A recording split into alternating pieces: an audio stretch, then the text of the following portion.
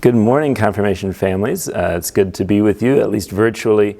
My name is Justin Shay, for those of you that I haven't had the privilege of meeting in person yet, and I'm the confirmation coordinator here at Transfiguration.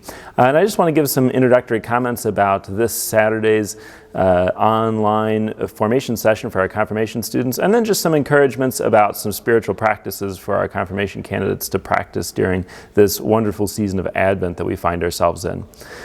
So I'm going to ask, and I'm sending home an outline of the session that we would have had we been here, and just encourage you to spend some time with your candidates to go through the conversations that they would have had in their small groups. I think these are really valuable time for them to grow in their faith. I'd also encourage, if it's possible, for them to do this with their sponsors rather than their parents, though it would be wonderful for you to be part of that conversation as well. But it is a good opportunity, if they're able to meet virtually with their sponsors, to have that time to grow with their sponsors in their faith. So this would be a good practice for that. So here's how the morning will work. It's basically two conversations, two parts. One, talking about Dynamic Catholic that they've been working on in the past month.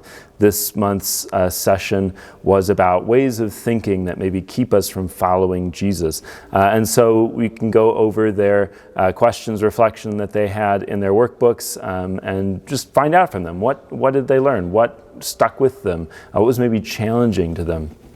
And the second part is time for a little bit of a dive into the wonderful Catholic theological tradition. And this month we're talking about the Blessed Trinity as a whole, and then God the Father as well. So I've provided some information, some reading from the Catechism, and some questions to go along with that topic. So hopefully some time to dive into the mystery of God this month as we begin Advent.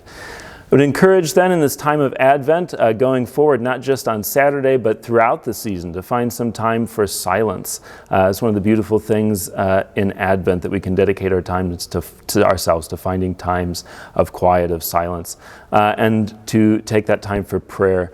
We also would have had the opportunity for confession again this weekend on Saturday. So I'd encourage you in this time of Advent to find a time to go to confession, and to encourage your candidates to go to confession as well. That we might receive God's mercy in time to prepare for Christmas and the joy of receiving Him into our hearts anew this Christmas season.